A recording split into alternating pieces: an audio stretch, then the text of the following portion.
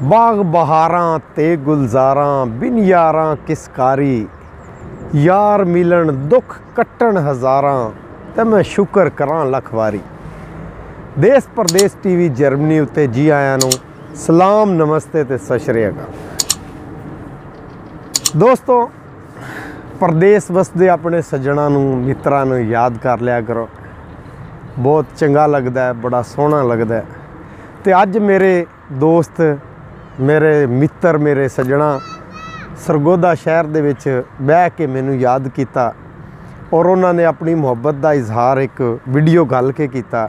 मोहम्मद हाशमी और फैसल आर्ट्स मेरे बड़े भाई ने, दोस्त ने, रब उन्हां दी जिंदगी करे। और अज यह सोहना माहौल वेखद्या होया मैं भी उन्होंने यही आखसां कि तैथों निखड़ के मैथों कसम चवाल है, बहु औखे हिन गुजारे, नहीं सुख दी सेज ते समण देंदे तेरे ओ अंदाज प्यारे। ते टेकां दिल नूं काशफ दित्ती रखना, ओए पिछा हटण दे के लारे, नहीं हिक पल चैन सकून आउंदा बिना दिल बर तख्त जारे। बहुत मेहरबानी, तुसी याद किया, तुहाडीआं मुहब्बतां दा नप लई सांग बेरहमियां दी, कीते कौल करार भुलाए चा, उल्फत दी जू विच सदरां ते जज्बात सारे दफनाए चा।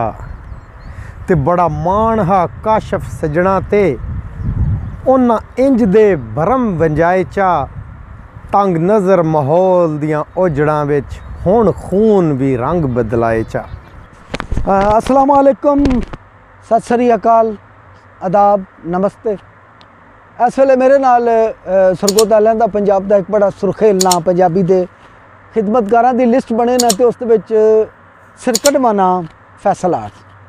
जैसा खूबसूरत लिखारी है वैसा ही खूबसूरत मुसव्वर है और अजकल खास कर पंजाबी के हवाले नाल बड़ी खिदमतदारी कर रहे हैं।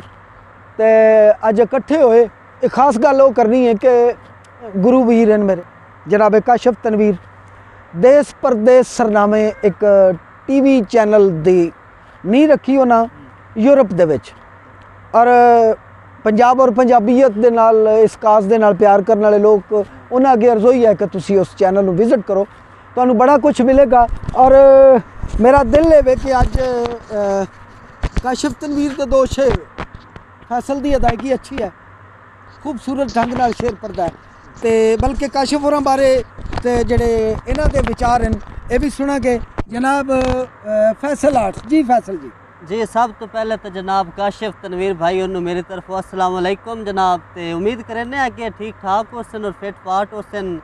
ते खुशी इस गल दी है कि यूरोप रह के साडे पंजाबी दी खिदमत कर रहे हैं। ते और बस मैं अब तमीमी और नाम ना उत्थे यूरोप रह के होर थोड़ा उच्चा कर दिता, जिवें शाह और पग बन्नी हुई है ना, इस पग की ना लज रख दी है। गल टुकिंदी है काशफ तनवीर मां बोली पंजाबी का कि वो काम है कि जड़ा ओबड़ बोली दी वसों विच वस के भी हाँ बस में अब तमीमी यूरोप की नींह लिखी रखी पहले उन्होंने, उस तो बाद देश परदेस टीवी ग्रेस नाम का एक चैनल बनाया, ते पंजाबी का खिदमतकार है, मुहब्बत करने वाला जी है। जी तुसी गल करते पे हो काशिफ के बारे? काशिफ तनवीर साहब और जनाब दो शेर सामीन दे नज़र करना चाहसा, उम्मीद है कि तुसी पसंद कर सो और लाइक शेयर कमेंट ज़रूर कर सो। और जनाब शाह जी के एडी जालिम दुनिया हो गई है, पिंदी पई इंसान दा खून है, हर चेहरा जर्दी मायले नहीं दिसदा चैन सकून है।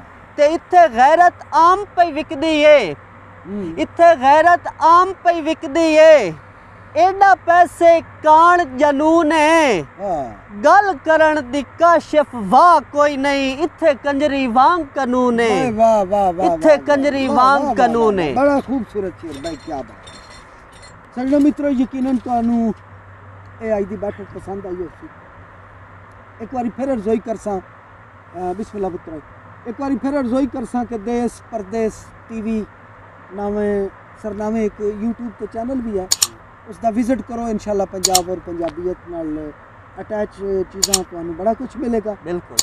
तो ये नाल ही बख्शो इजाजत, जिंदगी नहीं तो इंशाल्लाह फिर किसी और मूड च मिलांगे।